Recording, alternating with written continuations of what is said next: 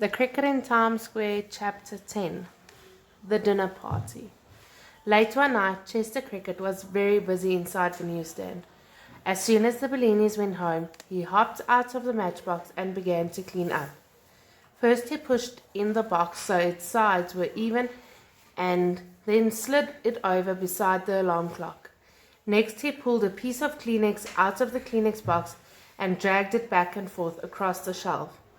When the shelf was dusted, he picked up the tissue in his two front legs and polished the cricket cage so its bars shone. He wiped off the glass in the front of the alarm clock and the radio too until he could see his own reflection. The dial of the clock was luminous and it shed a very soft green light. Chester wanted everything to be perfect on this particular evening. There was going to be a party. It was exactly 2 months since Chester had arrived in New York, and the three animals wanted to celebrate the anniversary. Nothing too formal, you understand, just a little dinner for everyone. Tucker Mouse had volunteered to let them use the drain pipe, but Chester didn't want to eat amid all the waste paper and rubbish his friends had collected. So far, many conferences they resolved on the newsstand. It was sheltered and quite big enough, and the radio could provide nice background music. Tucker Mouse jumped up beside Chester. "How is the food coming, Tucker?" asked the cricket. Tucker had been put in charge of refreshments. "Hick, hick, hick," laughed Tucker Mouse, rubbing his front feet together. "Wait till I tell you." He lifted up one foot. "I have 2 chunks liverwurst, 1 slice ham, 3 pieces bacon from a bacon, lettuce and tomato sandwich, some lettuce and tomato from said sandwich, whole wheat rye and white crust, a big gob coleslaw, 2/4 of Hershey chocolate bar, the end of an O, Henry candy bar with nuts, and now comes the climax." Tucker paused. "Iced soft drinks." "How did you get the ice?" asked Chester. "Wait, I'll tell you," said Tucker. "All day I've been hiding by the lunch corner. When the soda jerks made a Coke, I grabbed the ice they spilled, which I then took to the drain pipe. There," he went on with especial pride, "it happens I have a heat-proof, isolated bag saved up for such an occasion. I put in the ice, shut up the opening. We have ice. Nice, eh?" He sat back on his haunches and grinned at Chester. "Very nice," said Chester. "Where have you got the drinks?" "In paper cups," said Tucker, "and no mixing of drinks either. For each kind of soft drink, another cup." "That's wonderful," said the cricket in admiration. "Oh, it's nothing really," said Tucker, waving a foot. "I mean, it's something, but nothing too much." He looked around at the shelf and clock and everything. "You are to be congratulated on the cleanliness. Of course it isn't as important as food getting, but to be clean is very nice too." While they were talking, Harry Cat came in through the opening at the side of the newsstand. Chester hopped down, like a good host, to greet his new guest. "How was the concert?" he asked. Harry had been down to Washington Square to hear an open-air concert of chamber music. How you could play chamber music outdoors, Chester didn't understand, but it was New York and anything could happen. "Very good," he answered Harry, "but I don't think the violinists played nearly as well as you do." I made Chester very happy to hear that, but he had to turn away so Harry wouldn't see him blush. "Harry, help me with the food," said Tucker. He jumped down to the floor and scurried over to the drain pipe. The mouse and the cat put all the different courses over to one side with the soft drinks so everyone could just go up and help himself. It was a buffet style. Tucker and Chester sat on the shelf, and Harry, who was taller, sat on the stool, but his head was on a level with theirs. Tucker Mouse took great pride in cooling the soft drinks. There were 4 cups, one with Coca-Cola, one with Pepsi, one root beer, and the last orange pop. Tucker put a big piece of ice in each and then made a show of stirring them up with a straw he had found that afternoon. Ah, he sighed. Where but in New York could a mouse have ice in his Coca-Cola? We should have music, said Harry. He reached over and flicked on the radio. First they got a news report, but that wouldn't do for a party. Harry twisted the dial and went through a quiz show, an amateur hour, and a play about the Deep South before he got what he wanted. Music is very nice for a party because it gives you time to eat your fill without having to make conversation. Harry Cat was working on his second piece of O. Henry Candy Bar when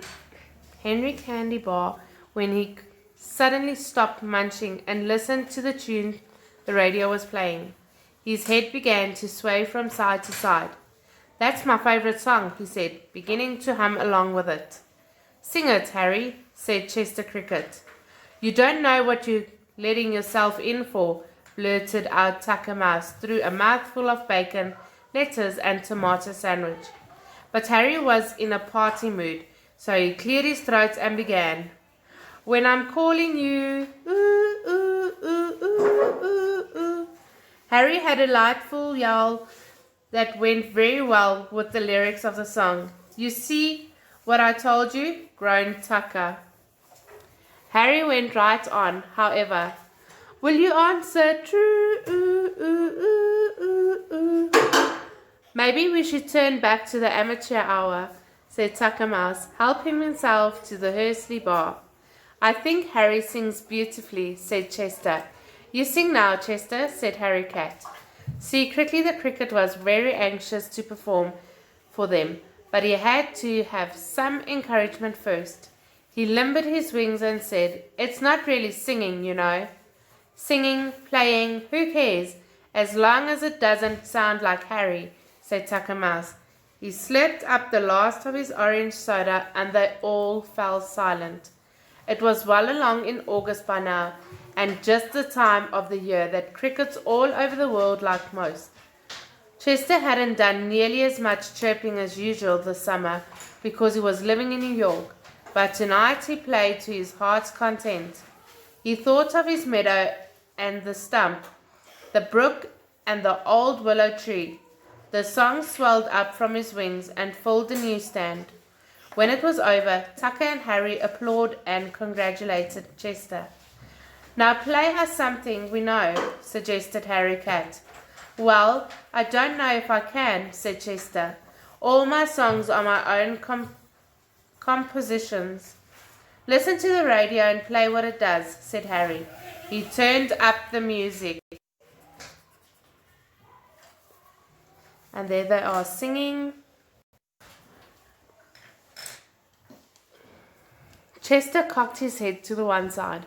The radio was playing the Blue Danube Waltz. When he had heard enough to memorize the melody, Chester joined in, and he played it perfectly. The Cricket was such a natural musician that he not only chirped the tune, in a few minutes he was making up variations of spinning them out without ever losing the rhythm of the waltz. He found that by tilting his wing, he could make the notes go higher or lower, just as he wanted.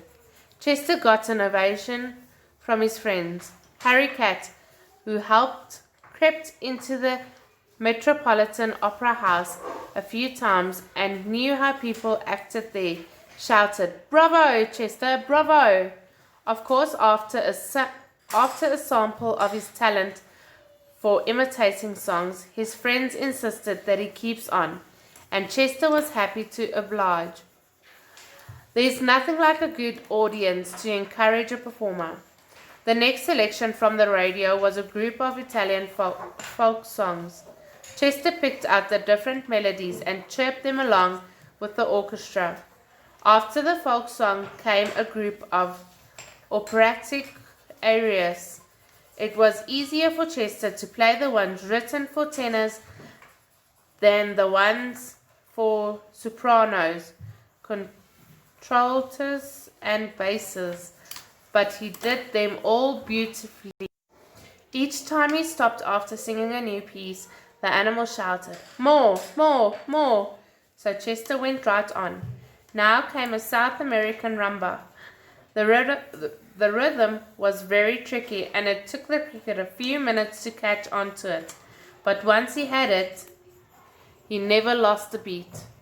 Chirping away, he sounded like a pair of lively castanets. "Imagine," exclaimed Tucker Mouse. "He plays pop as well as classical." Tucker was feeling very lively himself because of all the soda water he had swallowed. The South American tempo began to excite him. He jumped up and started to dance around the shelf.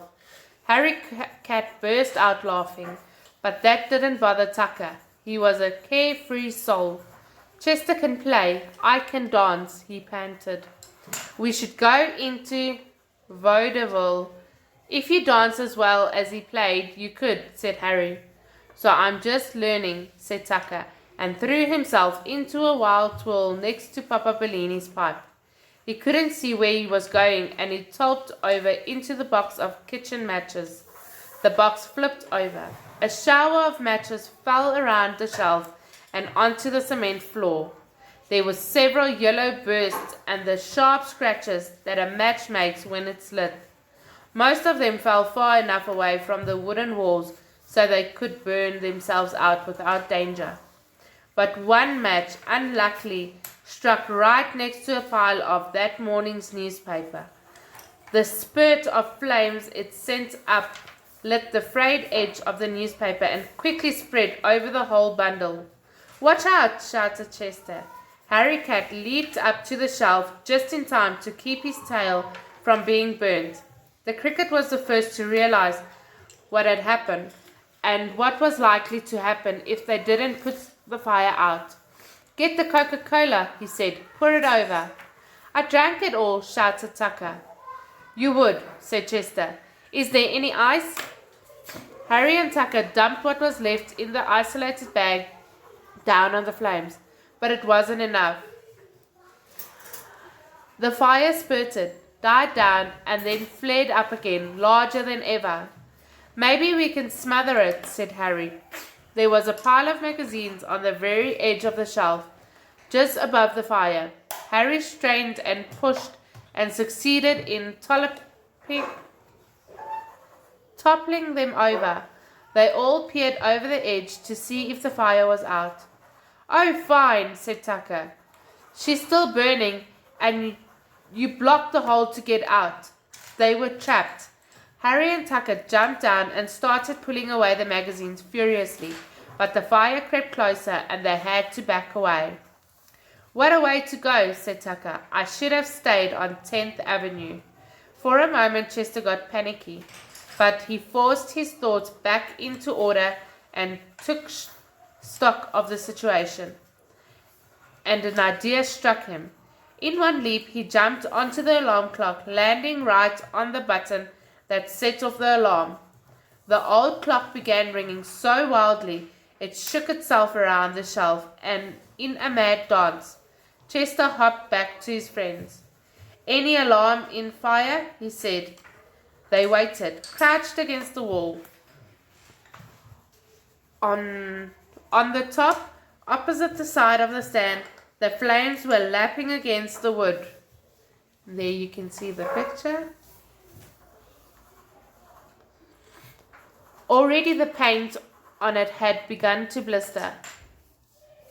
Chester could hear voices outside the newsstand. Even at this hour, there were always a few people in the station. Someone said, "What's that?" "I smell smoke," said another. Chester recognized the voice. It was Paul, the conductor on the shuttle. There was a sound of footsteps running away, then running back again, and a hammering began. The newsstand shook all over. Somebody get the other side, said Pole. The cover was wrenched off. Clouds of smoke billowed up. The people standing around were astonished to see, through the fumes and glare of the fire, a cat, a mouse, and a cricket running, jumping to safety. That's all for today.